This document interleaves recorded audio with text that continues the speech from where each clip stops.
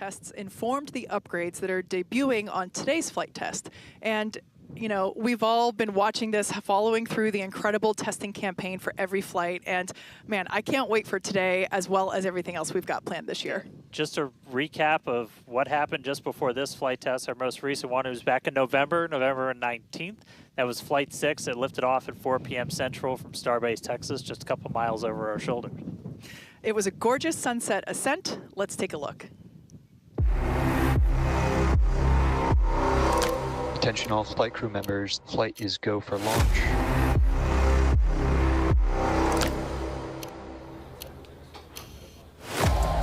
It's been just over a month since Flight 5. Hours.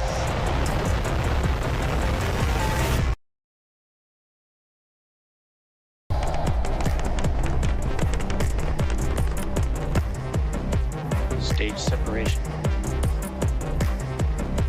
30 seconds, no catch decision. Booster offshore divergence.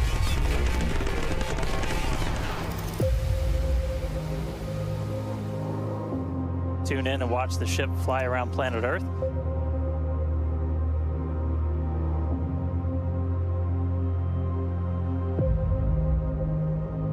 Relight demo startup. And shutdown. Starship is at 100 kilometers altitude. Flaps now have control of the vehicle.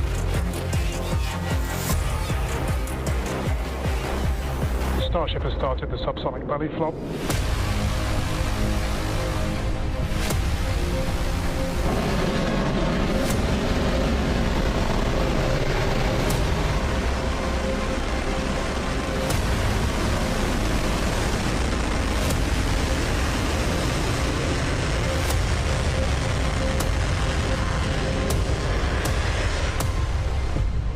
Starship has landed. All right, now today's flight test is going to look pretty similar profile-wise to that last one and honestly the last couple. So everything starts off, as always, with liftoff. The Super Heavy igniting those 33 Raptor engines. Super Heavy going to power us through that initial ascent, get Starship on its way to space before we get to the hot stage maneuver. Exactly. The ship will then ignite engines while it's still attached to the booster. That will allow us to separate the two stages. That booster will leave a few engines on for that flip and return back here to Starbase for a catch at the launch tower. And while booster catch is blowing our minds, ship keeps going all the way to space, gets into its suborbital trajectory. Got a couple on-orbit things. We're going to deploy our first test satellites, also going to relight a Raptor engine while in space. That all sets us up then for re-entry. As we have seen on the previous flights, courtesy of Starlink, that re-entry period gives us such gorgeous views. It's like, you know, just a rainbow flow of colors as the ship re-enters the Earth's atmosphere. The ship will relight its engines, perform a flip maneuver for a soft water landing in our targeted location in the Indian Ocean. And that will once again be daylight given our later launch window. So today's flight test will be launching the next generation of Starship. It'll attempt the first payload deployment test, fly multiple re-entry experiments geared toward ship catch and reuse, and of course, the launch and return of the Super Heavy booster back to the launch site right there behind us. Yeah, that's going to be amazing, but ship, kind of the star of the show for a lot of stuff today. A huge block of upgrades to Starship's upper stage are debuting on this flight test, adding more capability. We'll start off up top. Those forward flaps got a redesign. They shrunk in size. We shifted them towards the top of the vehicle, away from the heat shield. That's going to make it significantly less exposed to re-entry heating. And then Starship itself, we made it about 2 meters taller. So we stretched it up to about 52 meters. That allowed us to add 25% more propellant volume, along with a bunch of propulsion upgrades like vacuum jacketing of those feed lines to the engines, an entirely new feed line system for the Raptor vacuum engines, an improved avionics module for propulsion, all that adding performance and the ability to fly longer missions. And just like on Flight 6, tiles have been purposely removed to stress test vulnerable areas. This time we're doing it across the entire vehicle, including in critical areas, as we use this flight to push the boundaries of Starship's capabilities. And for re-entry experiments, multiple metallic tiles are being tested, as you can see there on your screen, including some that have a version with active cooling.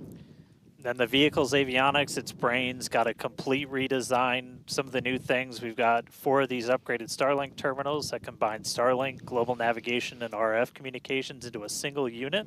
And then on the sides of the vehicle, we have these catch fittings. They're non-structural, but we're going to be able to see how they perform thermally during reentry. We also smoothed part of that tile line to address some hot spots that we saw during entry on the last flight.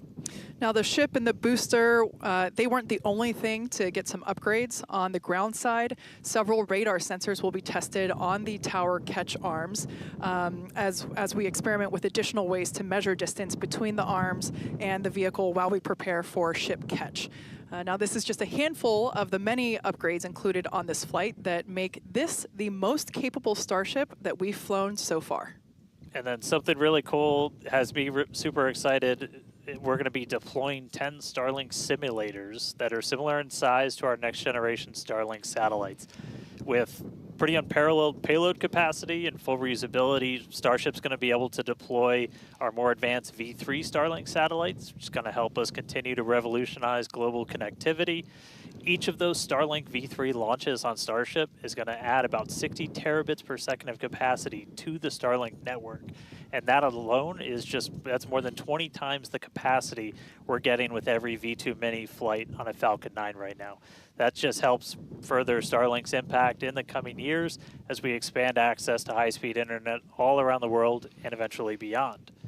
And those Starlink simulators are going to be on the same suborbital trajectory as Starship, and they're expected to demise upon entry. Starship itself, its trajectory looks very similar to all of our last several flights, suborbital, splashdown targeted into the Indian Ocean, a couple hundred miles off the western coast of Australia.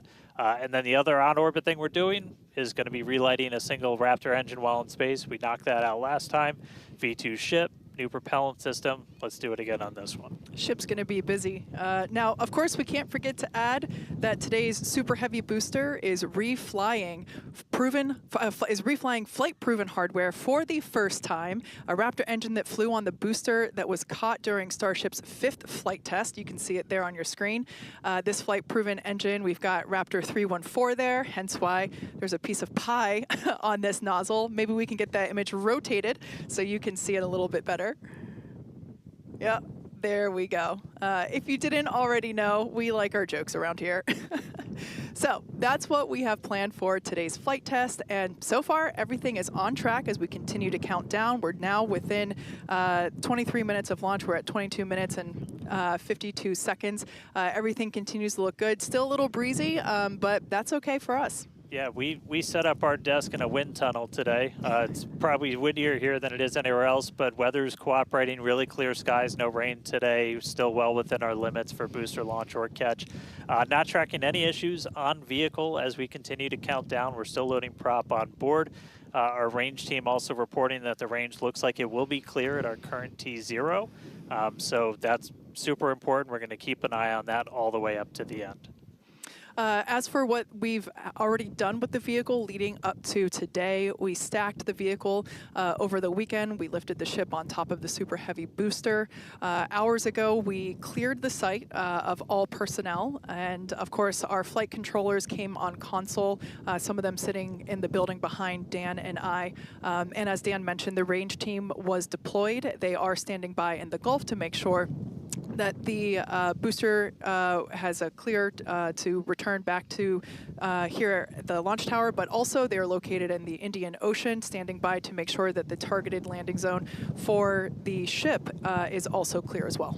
And then we knock out a whole bunch of things in the hours before launch. We do an alignment on all the guidance, navigation, and control. We did tank purges, pressure checkouts, make sure we were ready for prop load, check the booster, quick disconnects, and the ship one. We demate the chopsticks. We actually do a little wiggle check on them, make sure we have control, as we're going to be using those for catch.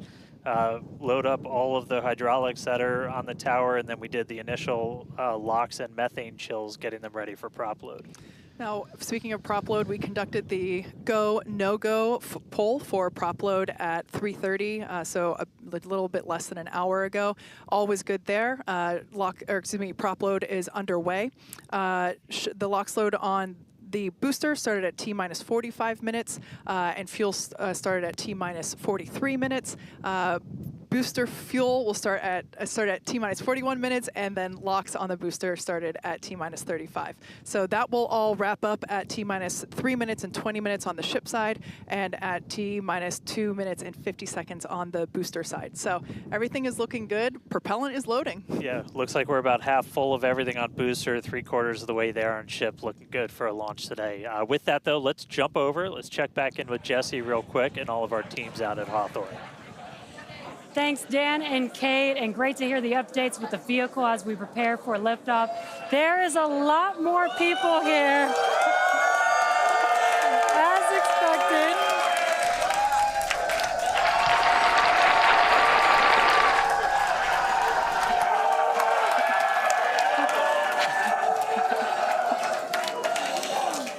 Love it.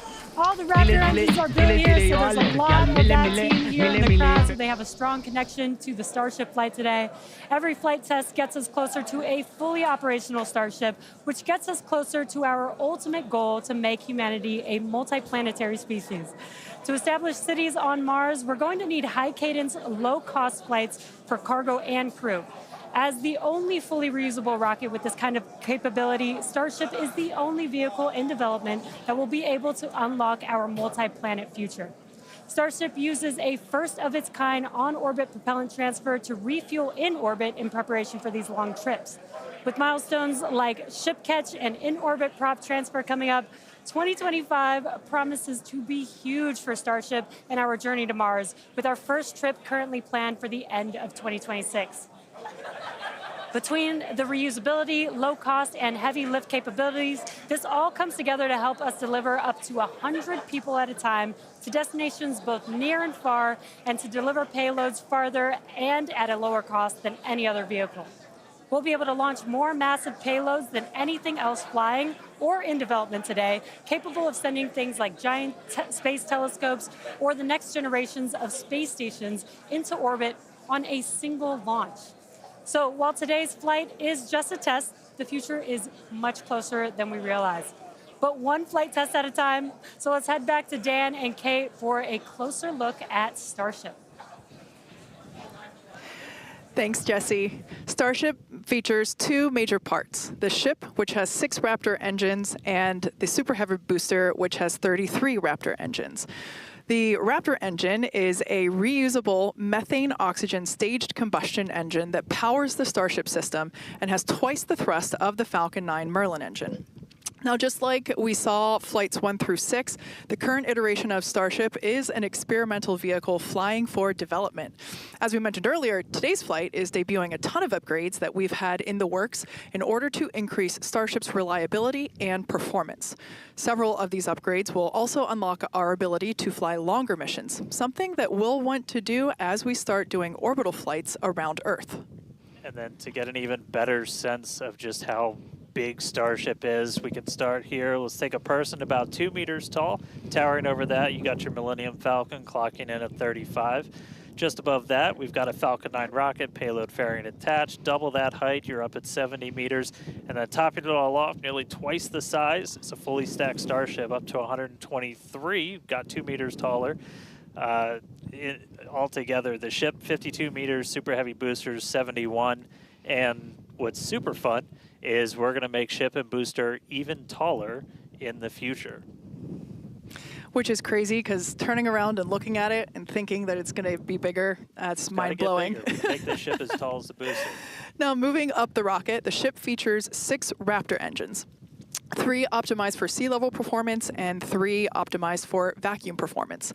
Raptor Vacuum, or RVAC, is a similar design to the Raptor engine, but features a larger exhaust section and a larger expansion nozzle to maximize the engine's efficiency in space.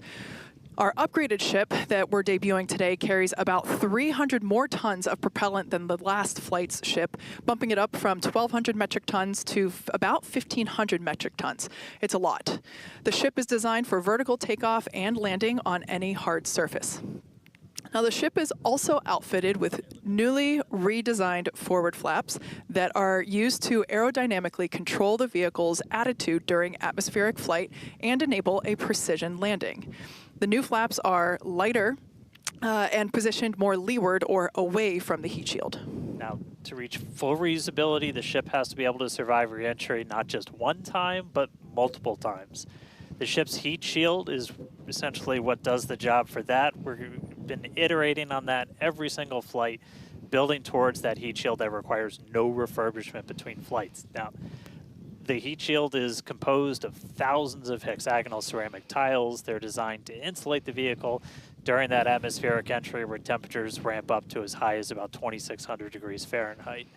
A rapidly reusable heat shield has never been flown in history, so continuously improving this, flying new experiments, those are all key focuses of all of our flight tests right now. And in between the first and second stages is our hot stage, which we saw in actions on flights 2 through 6. The hot staging maneuver is when the upper stage engines are ignited before the booster engines, before those booster engines are completely cut off. With hot staging, the rocket never stops accelerating during separation, so it's more efficient than traditional stage separation. One of the hallmarks of Starship flights are the incredible views that we get throughout flight, of course, courtesy of Starlink. Every day, we're working to expand the Starlink network both on Earth and in space. Here's Jesse with more. Fans of Starship may know that Starlink enables us to bring you lots of unprecedented views, both from space and here on Earth. In addition to the dozens of cameras on Starship itself, we also have mobile Starlink camera kits deployed in the Indian Ocean, connected to our aerial assets and all around Starbase, which all come together to help tell the incredible story of Starship, both on and off planet. Thanks to Starlink, Starship is capable of streaming more than 120 megabits of real-time, high-definition video and telemetry in every phase of flight, providing invaluable engineering data to help engineers rapidly iterate across all systems. And all of that streaming data will be put to good use with the more than 30 cameras on the vehicle for today's flight test. Starlink is the world's largest satellite constellation, operating in low Earth orbit to deliver high-speed, low-latency broadband internet, providing access to people around the world, many who have never had connectivity before. Starlink now serves more than 119 countries, territories, and other markets. And here at SpaceX, we've been developing Starlink's communication capabilities not just for humans on Earth, but for astronauts in space. Our recent Polaris Dawn mission, we deployed a high-speed internet connection in Dragon for the very first time. Here's a quick look at how that went. Starlink is an amazing confluence of programs at SpaceX. So we have a whole corner of the company that owns and operates a multiple thousand satellite constellation to provide internet to people on Earth. So Dragon was modified for Polaris Dawn to have a laser and a Star Trekker inside of the trunk. And then it will obtain internet, both uplink and downlink, through that laser link. And it's connected to a Wi-Fi router, just like you would have in your house. Getting online with Starlink was super easy. It was just like getting online at home, and even easier, perhaps. It just connected automatically and then worked seamlessly. And then it was just internet in space. The Starlink performance on orbit blew us away. It enabled us to talk directly with Mission Control team, and it also enabled us two-way video connection with our families back at home. So it just was an incredible resource. One of my favorite memories is, all four of us in different parts of the spacecraft on phones with our earpieces talking to our families. Get to show them the perspective that we have of Earth. It was very cool to bring them into the mission that way. I was able to show my kids and my husband, what it looked like to be floating in space. I got to show them out the window. Well, my husband even exclaimed that at one point we hung up the call and he called back and I answered and he was like, I called space. Starlink on Dragon is something that we want to include because we have this company within SpaceX that has space-based internet. So what not a better way to test space-based internet in space? From connecting astronauts in space to providing high-speed internet to more than 4.6 million active customers here on Earth, the Starlink team is laser-focused on expanding coverage, increasing speeds, and lowering latency so that we can connect as many as possible around the world and beyond. Last year, we activated Starlink in 27 new markets and are now covering a global area home to 2.8 billion people, including those who live in some of the most remote places on Earth. To meet the growing global demand for high-speed internet, SpaceX opened a new 700,000 square foot factory in Bastrop, Texas, and introduced Starlink Mini as well as an upgraded version of the Starlink Standard Kit. The SpaceX team also achieved an unprecedented launch cadence, conducting 134 Falcon launches, with 89 dedicated to expanding the Starlink constellation. With each launch, Starlink adds more capacity to the constellation and continues to expand its coverage, connecting even more people in underserved and hardest to reach areas of the globe. Now, while our mission to connect the unconnected is far from complete, you can check out some of the Starlink team's highlights from 2024 and learn more about how our customers are furthering Starlink's impact around the world at starlink.com/stories. And a little bit closer to home, we do have a few updates for those impacted by the fires here in Southern California. So far, the Starlink team has provided about 1,350 free kits to fire departments and other disaster response organizations from down in Orange County all the way up to Malibu. That is in addition to applying free Starlink service for thousands of customers impacted by the fires all across the Los Angeles area.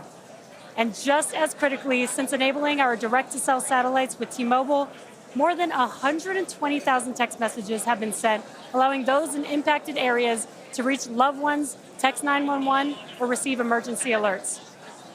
I've never been prouder to be an employee at SpaceX for moments like that where we can help the people and community around us. Make sure to follow at Starlink on X for updates as we continue to work with local response teams, and check out starlink.com/LA wildfires for more information on these efforts. But back to today's flight test. One of our objectives is to return the booster to the launch site where it will be caught by the tower as we did on flight test 5. So let's head back to Dan and Kate for a catch primer. Thanks, Jesse. We are now T-minus 8 minutes and 40 seconds until liftoff. Flight controllers on console there in the building just behind Dan and I. You can actually see the rocket in the distance at the pad 6 miles away. Our excitement is growing. I already am not sure if I'm going to be able to remain coherent after witnessing this, so looking forward to it. You'll be all right. You'll be all right. Just a quick status check. The ship fully loaded in its main tanks on LOX and fuel. We're going to load the header tanks, and booster is going to be closing out real soon as well. Let's talk about that second catch attempt, though. So we're going to use the tower's 2 gigantic robotic arms, call them the chopsticks, same thing we used to stack Starship onto Super Heavy for all the integration ahead of a flight, and that's what we used to catch by moving stuff like landing legs from the booster to the ground side. It's a lighter booster, means you can carry more into space. Now, in a nominal operational scenario following liftoff and after the 2 stages separate in flight, Super Heavy will return to the launch site, reignite its engines to slow the vehicle down, and the tower's arms will catch the rocket booster. And just to get to this point, just like before, thousands of distinct vehicle pad criteria have to be met prior to that return and catch. We need healthy systems on the booster, healthy systems on the tower, and a manual command from our mission flight director for the day.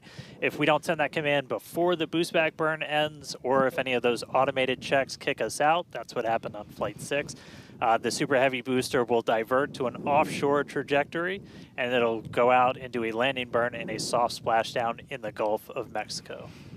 Now, we have said it before, but it remains true today. We accept no compromises when it comes to ensuring the safety of the public and our team, and that return will only take place if the conditions are right. And one of the unique aspects of Starship flights is the return and the catch of that Super Heavy booster and the audible sonic boom that it comes with it in the area around the return location.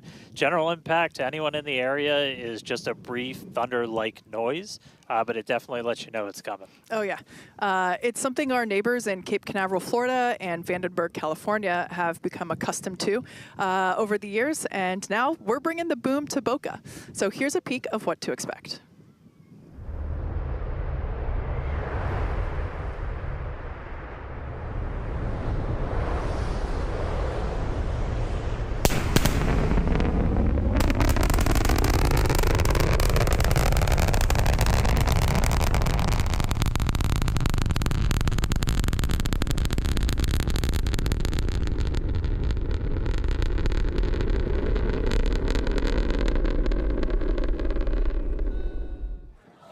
As I mentioned earlier, we have Starship, Raptor, and Starlink employees here fully invested in this flight test.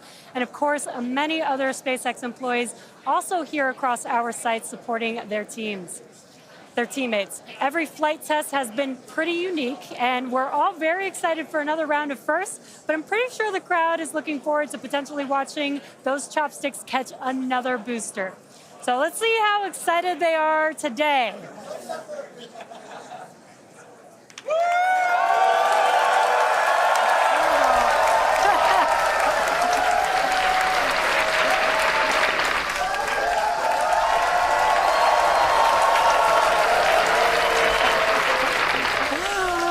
Just under 5 minutes to go. We are all very excited here. We're going to send it back to you at Starbase for the final minutes of the countdown. Kate and Dan. All right, thank you, Jesse. So if you just tuned in under 5 minutes ago, you picked the right time to do it. Just a quick status check. So we're almost fully loaded on the booster. We'll be fully loaded on the ship, fully loaded on the booster coming up soon. Our range team just reported that we're looking go in the range. That's super important. Great Our news. security guys, Mike, Kyle, Nick, the whole team out there in the elements, making sure everything's clear, doing a fantastic job. And we are coming up on 4 minutes and looking good for launch. Yeah, certainly exciting. Now, we do have an opportunity to hold at T-minus 40 seconds if necessary. This is a chance for us to perform additional checks if necessary. If we, need to repressurize some tanks, or if there's a wayward vessel in the range last minute, opportunity to clear it out. But everything currently looking good. Now, once we pass T-minus 40 seconds, a number of events will occur in rapid succession. The ground spin and ignition systems come up to flight pressure. The ship will go to internal power. After that, the quick disconnect, or QD arm lockout, is removed in preparation for retraction, which will happen shortly after T0. And yeah, once we pass T-minus 40 seconds, we do have the ability to recycle the count under certain conditions back to that T-minus 40 second mark and hold there to assess what happened and assess opportunity to proceed again to T0. Yep, we've used that T-minus 40 hold a couple of times. Boat's usually one of the items, but we aren't tracking anything right now that would cause us to hold there. We can hold there for several minutes. Main thing you're watching at is you kind of set a clock because your temperatures will change and the fuel in the locks, everything pretty quickly. So you've got a couple of minutes that you can hang out and figure things out. There are items that if we pass them, we're scrubbed for the day. One of the main ones is that flame deflector at the bottom of the launch mount. Water begins flowing for that at the T-minus 10 second mark. If we scrub at any point after that, we'll be done for the day. And then teams will need to refill the deflector as well as all of our prop that we use to load on board the vehicle. It's pretty much just under 11 million pounds of prop sitting on that thing right now. And we can actually recycle in about 24 hours now. Which is incredible given the sheer volume of propellant that is on board the vehicle there on your screen. All right, coming up on the 2 minute mark. Again, a lot of ambitious things on the plate for Starship today. T-minus 2 minutes. New ship, new year, a lot of upgrades, doing a lot of ambitious things in space this time. Our first payload deploy, relighting a Raptor engine. Yeah. we're looking good. So as we mentioned before, we have an opportunity to hold at T-minus 40 seconds, not tracking any issues at the moment that would be necessary right now. So fingers crossed we can pass through that checkpoint without stopping. But the folks on console are continuing to evaluate the launch commit criteria, making sure that the winds are within limits as well as any other weather restrictions. But man, compared to yesterday, this is a textbook gorgeous day. Oh yeah, little breezy Yeah. today, but we got clear blue skies for a launch today.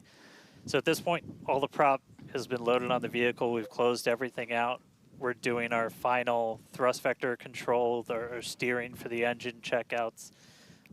Once we hit the 30-second mark, we'll hear the flight director give the final go for launch. So we're under a minute. As we said, we're not expecting a hold at T-minus 40. But do not be shocked if that happens. It has happened in the past, and we can hang out there for a couple of minutes if we need to. If memory serves me right, We hold my breath for 4 seconds. Pass through prop load gate. All right, we passed right through that prop load gate. hot diggity dog. All right, so we're going to let our flight director, Ty Huntington, take Flight it directors, away. go for launch.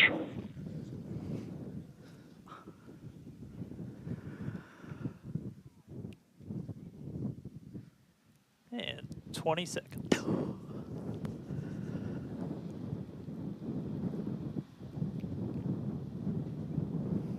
T-minus 10, 9, 8, 7, 6, 5, 4, 3, 2, 1.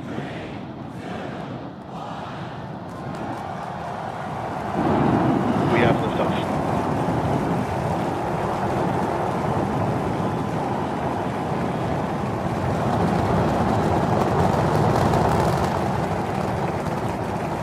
Vehicle's pitching downrange.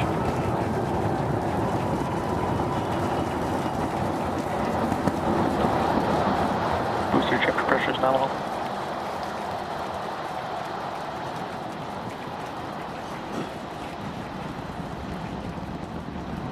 All right, we're more than 30 seconds into flight. Telemetry showing 33 out of 33 engines as it's pitching downrange. Booster and ship, avionics power and telemetry nominal. Hearing good call-outs on the ship and booster avionics. You just heard the rumble hitting us about 6 miles away. Watching Starship arc into just endless blue skies right now. Vehicle supersonic. More than a minute into flight, the vehicle's supersonic.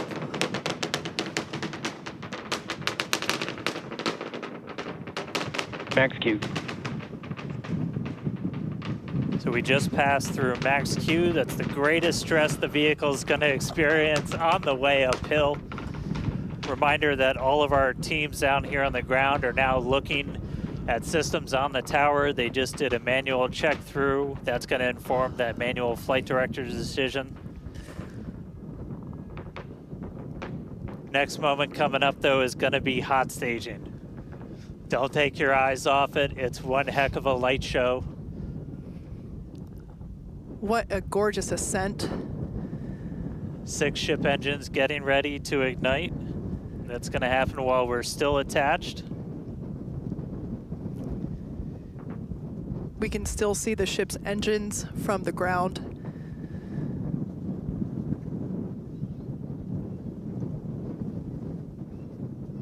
Got a little under 30 seconds away from that. We are hearing good call outs on the tower preparedness from the manual checks. Reminder though, we've still got automated checkouts on the booster and the ship itself. But as of right now, our manual checks and our manual commanding is looking go for a catch. Booster engine cutoff. That is incredible news. We just heard the call out for booster Right, engine Nico. cutoff. Engine startup. Most engines cut off, down to those Stage middle separation. 3. Booster backfire startup.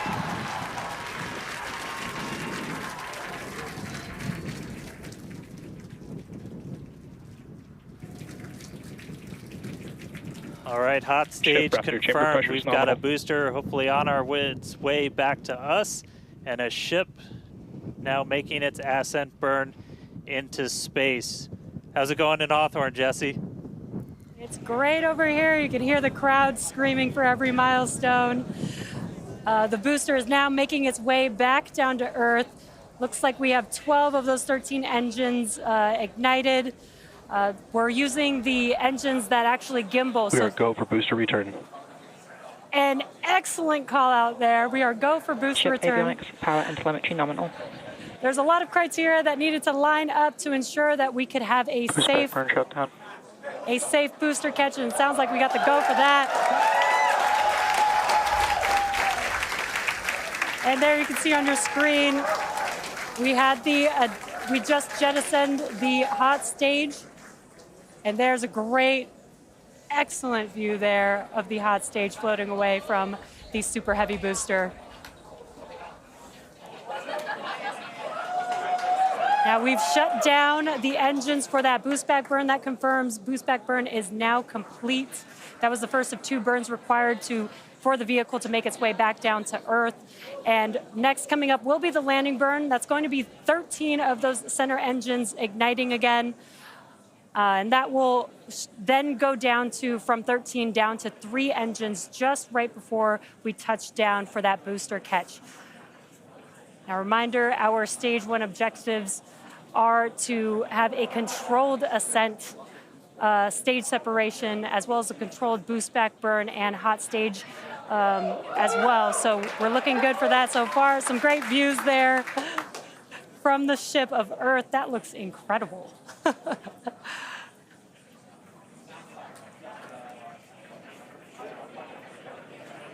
Now, Starship's ship is still firing its engines right now. Starship trajectory nominal. And great call outs. Starship trajectory is nominal. You can follow along the telemetry, the altitude in the bottom left-hand corner for the super heavy booster, as well as the bottom right-hand corner for the ship. And these views are just amazing.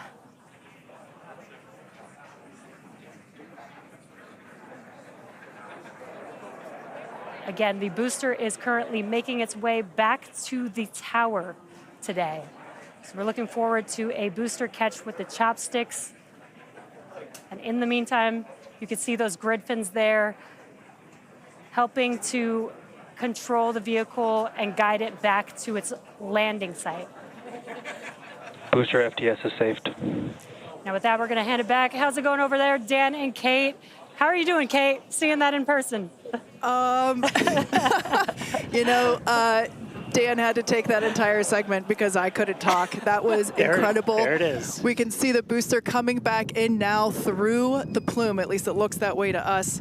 It's incredible that it basically returns. It looks like a speeding, just like this silver flare coming back to the. Once again, we are standing by for attempting to catch the booster at the tower. This would be the second tower catch. Booster landing burn. Seeing 13 engines. Booster now hovering as it aligns with the tower for catch. Booster coming in. Get ready for that boom, Kate. Down to 3 engines. Booster landing burn shut down. Megazilla has caught the booster.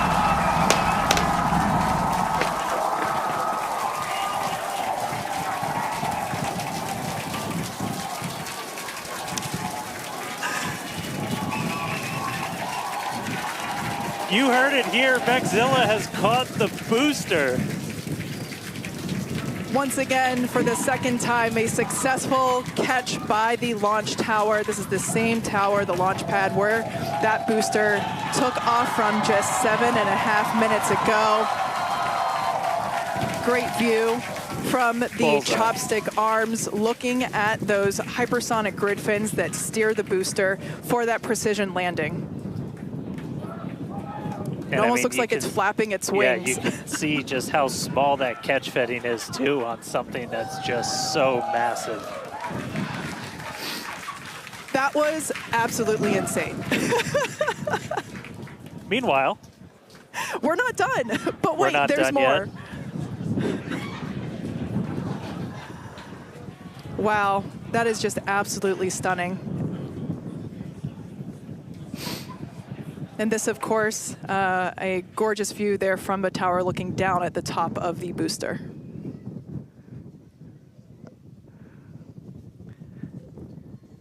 All right, and we are tracking. Now we're standing by for views from the ship, but who can take their eyes off of that incredible sight? That is once again the second catch of a booster back at the launch tower. It was incredible to see it come back down, just this silver flare in the sky. And we can still see the launch plume behind us, and wow, that we definitely I can't speak for you, Dan, but that was very moving for me. Yeah, and right now you can see some of the telemetry on those ship engines has gone out, and we're waiting for an update on what our ship status is. We were approaching that ship engine cutoff time, so just waiting to hear. So obviously we've got booster back, booster on the launch tower in the chopstick arms, but we are waiting to get an update now on the ship. As we were expecting ship engine cutoff about 40 seconds ago. We saw some of those engines start to go out prior to that point. And so right now we are just standing by to try and get the latest word on where we are with ships. So stick with us for just a couple of minutes as we wait to hear some updates. Now, if you just recently joined us, you might want to hit rewind and go back about 9-10 minutes ago to when Starship lifted off from the launch tower that you see there. We had a gorgeous ascent followed by a stage separation where the ship separated from the Super Heavy booster. The booster performed a flip maneuver and returned back to the Gulf Coast here. There you can see it on your screen. Obviously a successful catch back at the launch tower, which is something that we were all hoping to see and really couldn't ask for a more beautiful background with those blue skies and blue water there. As Dan said, we are standing by for an update on the ship that had ignited its engines and started making its way up to space. So standing by for more info on that. But wow, what an experience to see that take off and for that booster to come back. You can see it there up close on your screen to the place that it launched from. Once again, there were thousands of catch commit criteria, which is basically just all the things that we have to assess and evaluate and basically make sure that they are make sure that everything is clear and acceptable conditions, both on the vehicle side as well as the tower side, in order to enable that catch. So obviously from the last two flights that we have done, where Flight 6 we attempted but had to divert into the ocean, and then on Flight 5 we did have the first ever successful catch of the booster. We used the learnings of those two flights to hone in that catch commit criteria, and we saw success today, which is pretty awesome. And just a quick status check. So we currently do not have comms with the ship. So trying to figure out exactly when that happened and exactly what happened. So obviously the flight controllers right now going through their data, looking to make sure it's not anything instrumentation on the ship, but actually try and get us a status. So again, we're gonna keep listening in on this. We'll give you an update as soon as we have a little bit more. So for now, stage 1 back in the tower, waiting to find out a little bit more about stage 2.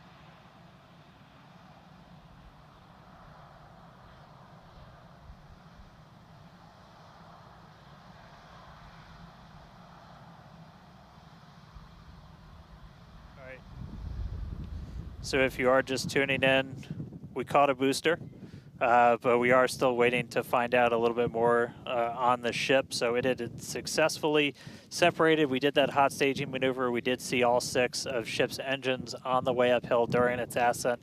But as we were getting to the end of that ascent burn, we saw engines dropping out on telemetry, and we have since lost contact with the ship. So again, we're still listening in on the loops, trying to figure out how much we can get right now. But again, stick with us. We'll bring you updates as soon as we hear them. Really exciting. We were able to catch the booster today. Obviously, we want to get the ship all the way over to the Indian Ocean. May not be able to do that at this point, but we'll give you some updates as soon as we hear a little bit more about the ship. For those that didn't catch earlier, this was a new version of the ship. This was its debut flight.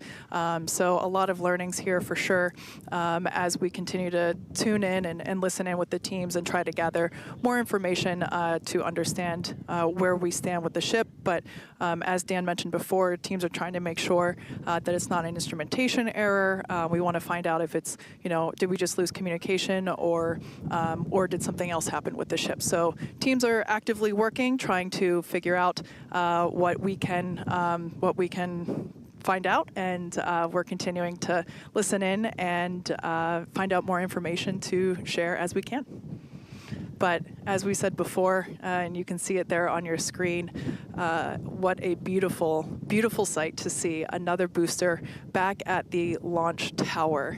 That was successfully caught just minutes ago after sending the ship off into space, and having seen it for the first time with my own eyeballs in person, it was pretty awesome. And yeah, the thunder-like sonic boom was really fun to experience. Yeah. So we are getting a little bit more. So we did lose all communications with the ship. So I mean, that is essentially telling us that we had an anomaly with that upper stage. So we were just coming up to the end of that ascent burn for the ship when we stopped when we started to lose a couple of the engines. We saw those dropping out, and then we did lose telemetry from the ship. So that means we didn't have contact with it. So at this point, we are assuming that the ship has been lost. So this was a brand new vehicle, essentially. This was kind of an upgrade version. So with that, there's a lot of things you're upgrading, but there's a lot of things you're going to learn as all of those systems are now interacting with each other for the first time. But at this point, we did lose the upper stage of the ship. So again, we're gonna listen in and try and figure out a little bit more about what happened. And obviously, we'll do kind of a full breakdown once we get smarter ourselves in the coming hours and days as well. For sure. Now, for those that have recently tuned in, we're now a little over T plus 16 and a half minutes after liftoff.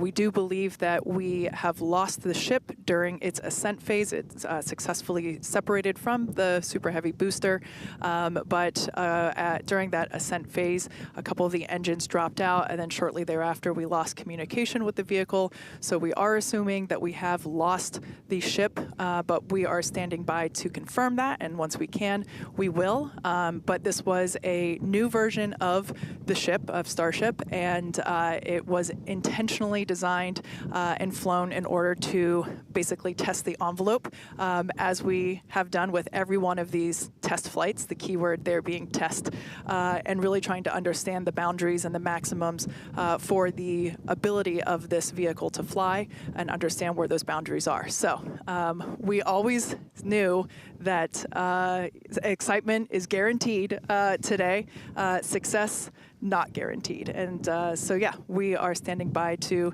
see if we can learn more about the status of the ship.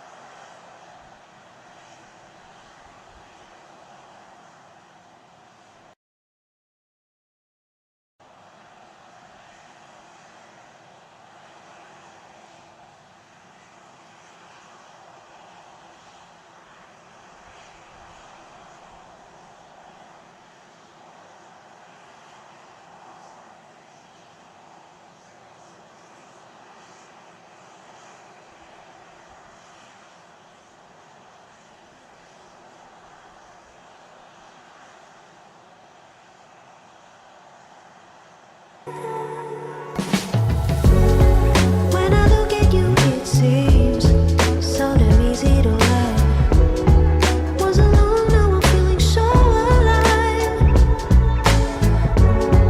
Don't need to control a thing since you came into my life.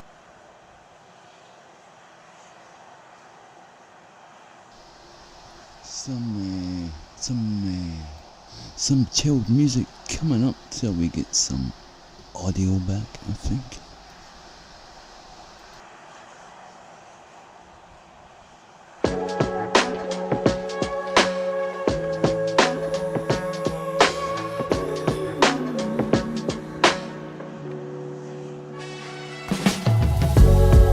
All my life I was looking for a sign. Wasn't sure where to find a peace of mind. Sometimes you can see things when it ain't time. Well, for you I'll be putting it all aside.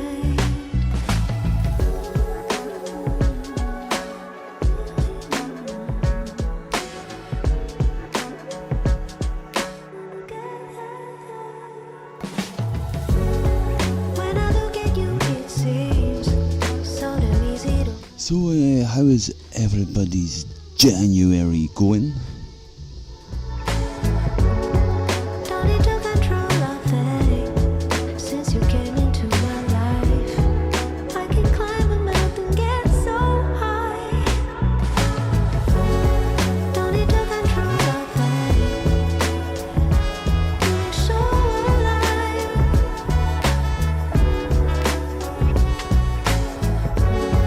When I look at you, it seems I can get so high.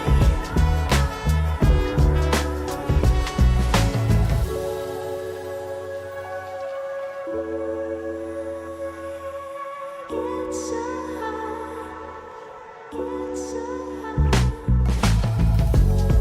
What you give to me is so incredible.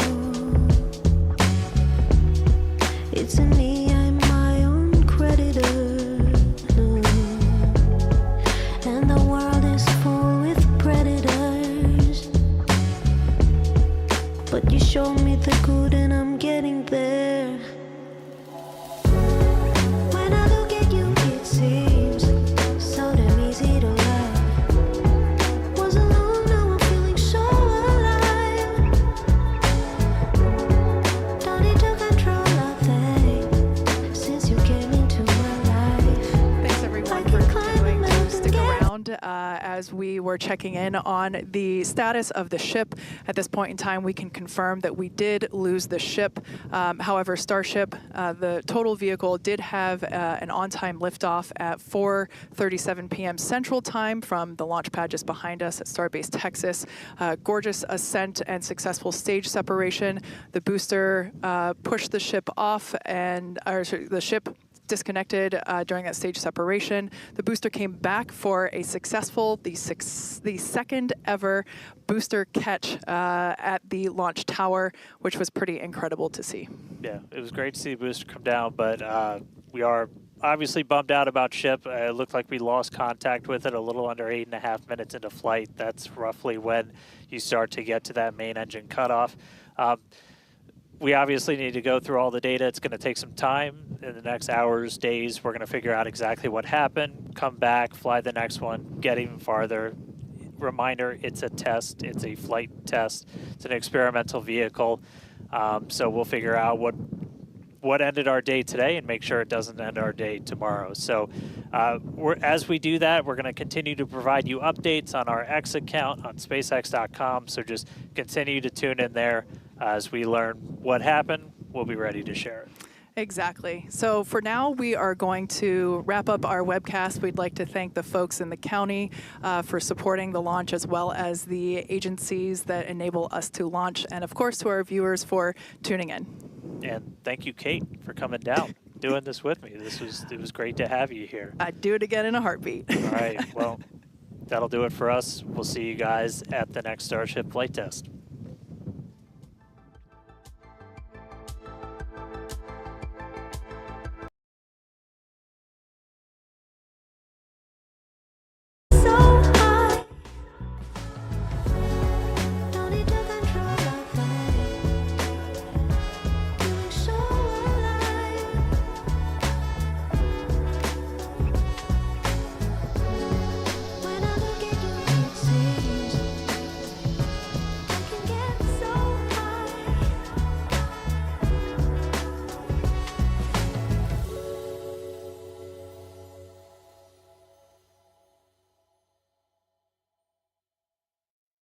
In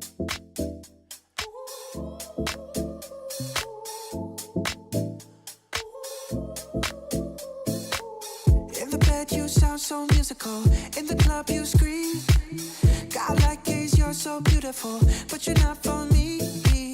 I can't sleep lately, I'm just trying to find peace. Classic melodies, I just wanna be free. I'm sorry, darling, I can't breathe. There's no room for us, there's no room for us. I said, darling, can you see? There's no room for us, there's no room. Now our lives are changing, promises keep slipping, and I always knew it wasn't you, it wasn't you. Now our lives are changing, promises keep slipping, and I always knew it wasn't you, it wasn't you.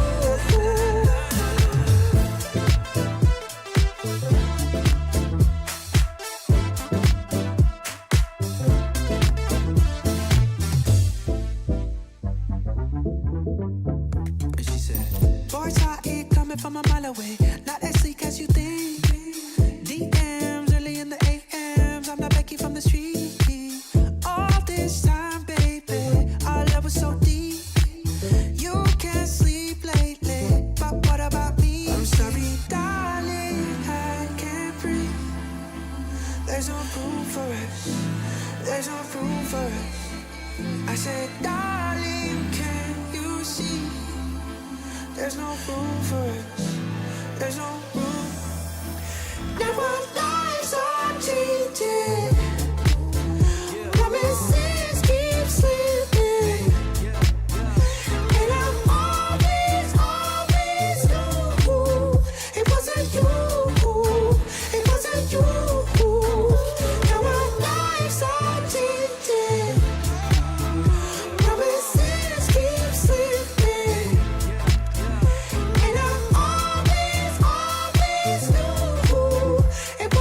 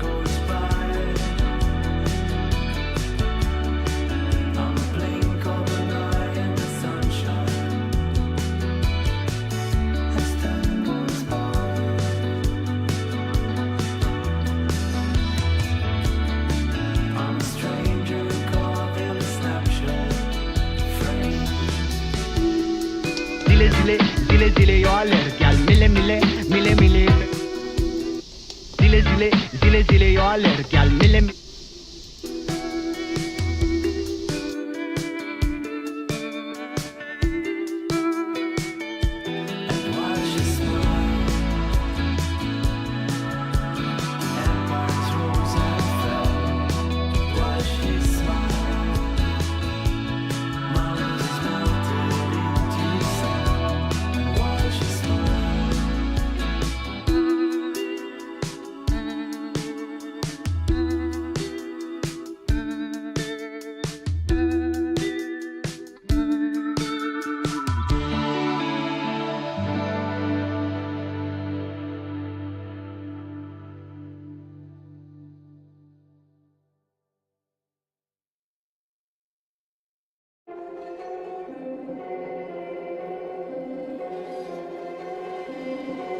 You can try, but I won't stop, won't stop. Won't stop. Won't stop. Won't stop. You can try, but I won't stop, won't stop. I can't be stopped now, I can't stop. I can't be stopped now, I can't stop. I can't be stopped now, I can't stop. You can try, but I won't stop, won't stop. Lions, tigers, bears are my king of the jungle, I stand for the pride. Beat on my chest, that's the rhythm inside. I got so much heart, I'm burning with fire. Can't stop, won't stop till I drop. Keep climbing for the top. Simmer down, you too loud, people around. You can try, but I won't stop, won't stop. Won't stop. Won't stop. Won't stop. You can try, but I won't stop, won't stop. I can't be stopped now, I can't stop. I can't be stopped now, I can't stop. I can't be stopped now, I can't stop. You can try, but I won't stop, won't stop. No more sleep till I rest in peace. No excuse till I die. No to all negativity. This is how we were living free. Dumb to anyone who wants to celebrate from where they came to the outcome. Then from now, what a change. Pick at the pace, no way I can slow it down.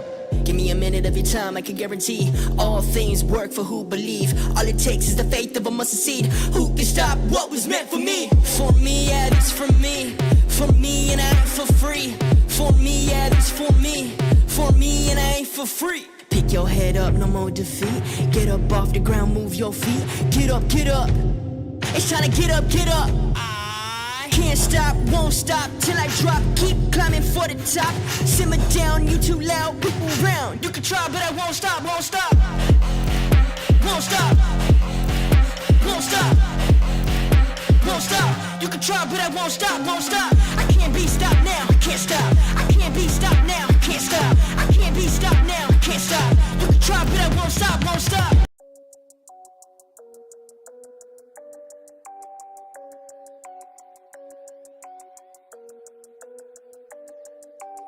Why do they talk like gangsters, but they don't move like gangsters? Why do they walk like gangsters, but they don't move like gangsters? Why do they act like gangsters, Ooh, yeah. but they don't move like gangsters? Why do they rap like gangsters, but they don't move like gangsters? Change don't change like it used to. Who runs the roost round here?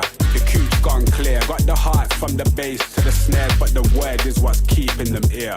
Word to my peers. The work don't stop till the top. Think it's resting, but we're not. I spread the message and it's love. I get the S and the P and the R from above. I see the restless with the keys and the palm for the bump. A bit of grinding up the herb is what I'm on. Shouts go out to mums. This one is the icy one. Go get the long johns. 50 Pret in London, if it's on then I'm on. I know they feel it when I spit, it's like the Missy song. Shut your noise, silence when I run the voice. S-P-R. In your ears, open your mind. Why do they talk like gangsters, but they don't move like gangsters? Why do they walk like gangsters, but they don't move like gangsters? Why do they act like gangsters, but they don't move like gangsters? Why do they rap like gangsters, but they don't move like gangsters? Tell your favorite rapper that I'm here, not to clash, I'm gon' collab a lot this year. Maxing out the bang, don't need no gloves or mask for that. I got this yapper ear, a geezer with the tracks they want to hear. Been this way for years, still they sending messages in bottles. Was this really meant or was it not for? Can't connect the dots, I got it's smelly in my pocket, I forgot, yo. Strictly high grade and that's the motto. Unless the plug is awful. Don't do OZs, not the other lab been left alone to be my own steez. Now they clock on, race to the bottom. I see it all, I know my options. Never gonna stop unless I often. Not Billy and Mandy, you're dealing with me and a beast, a different beast. Not feeling the average, I come with the elegant steez and do as I please. I am a mountain to a molehill, highlight of the show reel. Love me cause I'm so real. Gangsters, but they don't move like gangsters. Why do they walk like gangsters? But they don't move like gangsters. Why do they act like gangsters? But they don't move like gangsters. Why do they rap like gangsters? But they don't move like gangsters.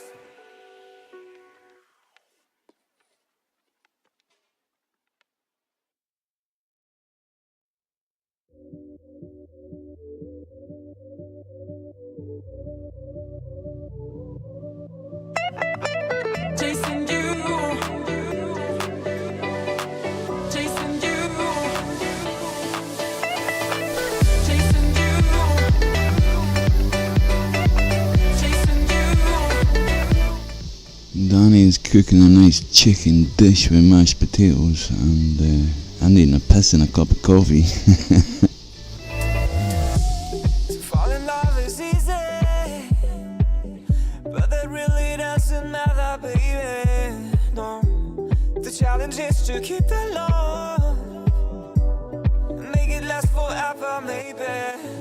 Should have known right from the start. I'll keep chasing you until you melt my heart, until you melt my heart, until you melt my heart, until you melt my heart, until you melt my heart. I like you like my favorite ice cream, favorite ice cream, favorite ice cream. Such a shame that you're playing just a game, playing just a game, playing just a game. Keep chasing